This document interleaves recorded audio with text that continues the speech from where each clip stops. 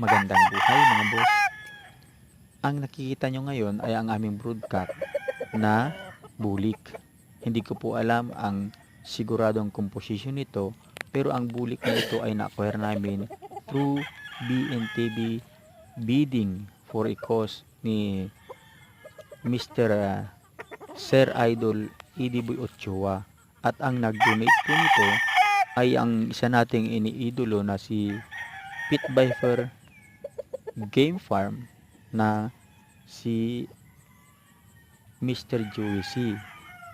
So far, maayos ang mga anak ng Doom na ito dito sa amin at syempre nagpapanalo.